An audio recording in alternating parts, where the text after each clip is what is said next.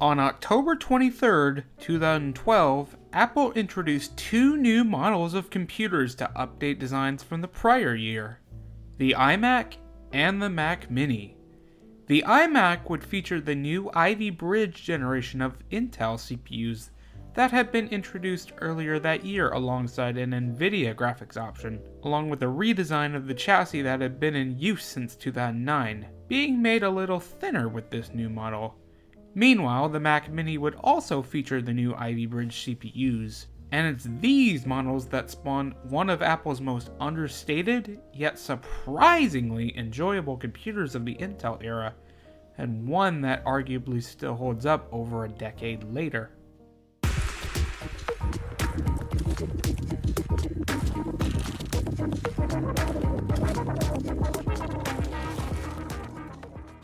The 2012 Mac Mini came in a few configurations. $599 would net you the Core i5 variant, featuring a dual-core i5-3210M processor and 4GB of RAM. Stepping up a tier would grant you a quad-core i7-3615QM processor with the same amount of RAM, with a higher-end i7-3720QM being available for a $100 upgrade. RAM upgrades would set you back another $100 to $300, depending on if you wanted 8 or 16 gigabytes, the first time the latter upgrade was ever available for a Mac Mini. Finally, the highest tier available would be the server model, expected to run OS X server program. It featured the same Core i7 processor from the mid-tier model, along with twin 1TB SATA hard drives, featuring a significantly higher emission rating than the other two models. And speaking of storage, the 2012 Mac Mini, along with the concurrently released iMac, would be Apple's first computers to come with the option for a Fusion drive as a $250 upgrade, a hybrid hard drive featuring the capacity of a hard drive with a large solid-state section on top, merging the two partitions together into a single volume via core storage, featuring higher priority programs on the solid-state portion and lesser used programs on the hard drive portion. This would become an option for future Macs for several years, and would soon completely replace traditional hard drives for a time in the lineup, before being retired in 2021 in favor of exclusively featuring SSDs, which were also available as a 256GB option here for $300. This is the 2012 Mac Mini I have. It is the middle tier Core i7 option, featuring the 3615M and 8GB of RAM, which would have cost roughly $899 back in the day with every other option at default. However, my machine has been upgraded to a 500GB Samsung 870 EVO SSD, simply as a means of making my life easier making use of this machine and having a good amount of space available for it. Luckily, the RAM remains easily upgradable, and in fact this was the last Mac Mini to actually feature usable upgradable memory. As with all Macs in the late 2012 period, this machine initially shipped with OS X Lion, considered an improvement from the prior year's Lion by many. However, there's one critical change from the 2011 Mac Mini that some considered a major deal breaker. There's no optical drive. Yes, while Apple had begun to phase out optical drives as early as 2008 with its MacBook Air launch, this machine, along with others in its late 2012 lineup, marked the official end of new Macs shipping with built-in optical drives. While this was done to cut costs and reduce mechanical parts in the machine, some longtime Mac users were not happy with this change. For this crowd, Apple sold an external SuperDrive for a $79 charge to serve as a means of facilitating optical media, though the reliability of these drives were not exactly regarded so fondly. Luckily for this video, this drive I have here appeared to work fine, so we'll be sticking with it for this video. Nonetheless, despite this omission, the 2012 Mac Minis would appear, at least on paper, to feature a fine list of specifications that could easily handle general usage of the day, and perhaps some even more ambitious tasks could be done as well. Can it still hold up to those same tasks 11 years later in 2023? Let's find out! For our first task, let's try web browsing. But before we do anything, I have a bit of a disclaimer to make. Most of the shots you will be seeing today are a bit blurry, because I did not think to capture properly, and I had a tough time getting the camera into the position I want. So the captures are not being done properly. Nevertheless, I will provide text elements for hard to read places. Apologies for that, back to the video.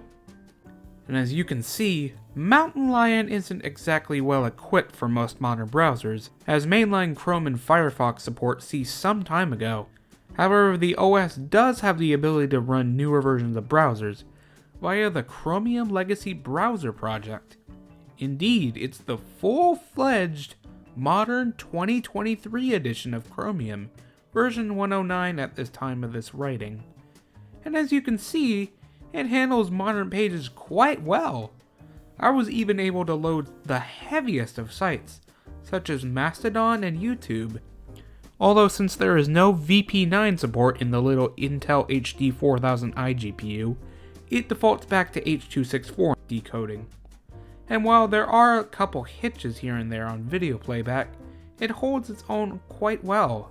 Good stuff so far. On to some gaming. Let's start us off with something simple in the Halo Mac port. Being that the universal binary for this game was released in 2006, and this Mac is far newer than what even that version of the game was used to, it smashes through the game with ease even on high settings. However, there are some graphical issues. Details on models, such as colors, don't load properly sometimes, though in actual firefights, it's okay. Still, it's a disappointing blemish on an otherwise fantastic showing for the 2012 Mac Mini. Next up is LEGO Star Wars 2, the original trilogy, also from 2006, although this version is from 2007. While the newer Complete Saga release is also available for Mac, the lower specifications needed to run this version made me decide to use this version to run on the machine, and I'm glad I did. It's another easy game that handles itself well on it, and there are no graphical glitches this time, unlike Halo. Continuing our trend of simplicity is Bejeweled 2 from PopCap Games. Once again being made long before this machine's release makes the experience go down so much easier, and I can easily play at full settings. But as you can see, simpler or older games are the ticket to a winning strategy here. It's a shame this machine doesn't support Snow Leopard. I'd gladly play PowerPC Mac games through this. But now, let's give this machine a real challenge in BioShock. Given BioShock is a native 360 level game in terms of graphics, we're starting to see the limitations of the Intel HD 4000i GPU here with the performance. However, it's running better than I expected to here. Running at mostly medium settings, it hovers around the 40s to 50 FPS range, though it has a few dips here and there at 1280 by 800 resolution. Don't run it at full tilt at 1920 by 1200 though, the particles really tank it. It's a similar story for our final game for our session here, Race Driver Grid. While it released only a year after BioShock in the PC world, due to the Mac gaming landscape not exactly being up to sync with the PCs, it arrived way later to the platform, not until 2013. But just like BioShock, it runs better than I expected, if you turn the settings down. At points I can even get a smooth 60 FPS, but it has understandable drops here and there. It goes to show the HD 4000 can prove more than its own in terms of gaming here, provided you give it some realistic expectations. We'll play some more games later though.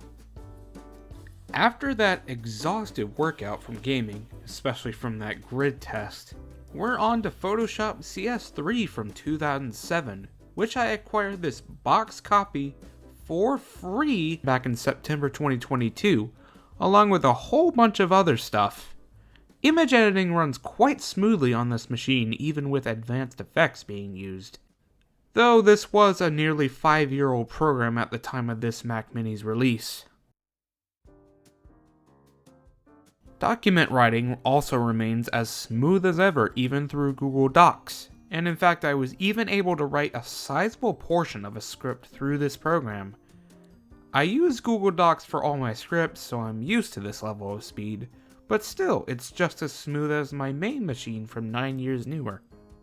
Finally, we reached multimedia capabilities via the all-reliable VLC program, which remarkably still supports Mountain Lion even 11 years after the OS was released. As mentioned earlier, we don't have VP9 support, but we also don't have hardware support for H.265, which wouldn't come in until quite a few years later on Macs. Running both a lower bitrate and a higher bitrate H.264 stream, they both run smoothly, and even a software-encoded H.265 stream runs great here to my surprise. But what's not surprising are DVDs. They are still running great with both the Mac DVD player program and VLC. This Mac Mini continues to surprise me in more ways than one, but let's be honest, the Mac OS doesn't stay at one version for eternity, as Mountain Lion has been out of support since 2015. It keeps on evolving, bringing in new features and enhancements, and sometimes with it, some serious growing pains along the way. And the 2012 Mac Mini is capable of running several versions of it for quite some time, all the way up until Catalina. This is the final version officially supported for this machine, being released in 2019 and supported until 2022. As such, that grants us access to much newer programs, though given the machine's relative age by that point, it's quite a bit heavier even with the 8 gigs of RAM. Unfortunately, almost none of our original programs from Mountain Lion work due to the lack of 32-bit support in Catalina. But let's try grabbing some new workflows here. Some of you may have wondered by now, what about emulation? Now that we're in Catalina, let's try emulating some consoles. For many years, the Mac builds of PCSX2 had seemingly been left to rot in the realm of Lion and Snow Leopard, but thankfully this began to change in 2021, with new development builds being made for the platform with new Macs in mind. Let's see how an older Mac handles them. Well, it's not awful, but it's not ideally what I'd like to see. Luckily, the HD 4000 graphics actually support modern day metal, so we can pick it from the graphical backends of these emulators. Unfortunately, the performance just isn't there even at native resolution, as the many drops here in Jack and Daxter can attest to, though at least it tries here. And it's glad to finally see PS2 emulation after all these years on a modern Mac platform.